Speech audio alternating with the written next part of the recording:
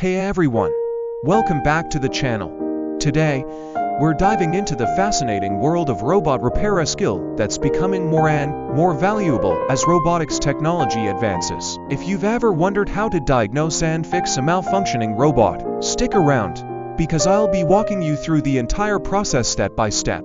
So, let's start with the basics. When a robot stops working, the first thing you need to do is identify the problem. There are typically three main areas where issues occur: hardware, electronics, and software. A malfunctioning robot might have a broken component, a faulty circuit, or even a programming error preventing it from functioning properly.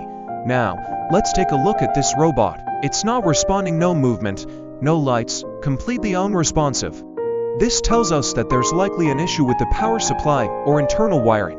One of the most common problems in robotics is loose or damaged connections, which can interrupt the flow of electricity and cause the robot to stop working. To diagnose this, I'll first check the power sources, the battery charge. Are the connections secure? Next, I'll inspect the wiring to see if anything looks disconnected or damaged. If the wiring looks fine, I'll move on to checking the motor drivers and control board. A faulty motor or a burnt-out component could be preventing movement. After a careful inspection, I found the issue: one of the wires leading to the motor is loose. This is a common issue and can be fixed by simply resoldering the connection.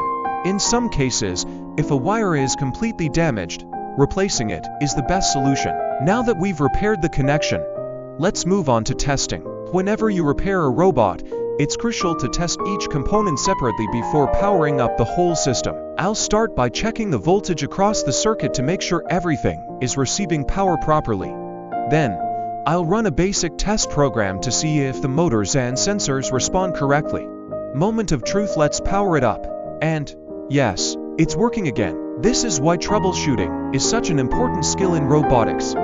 By systematically checking each part, we can isolate the issue and fix it efficiently. So, if you're interested in learning more about robotics and repair, be sure to hit that like button and subscribe for more in-depth tutorials. And let me know in the comments, have you ever repaired a robot or any electronic device?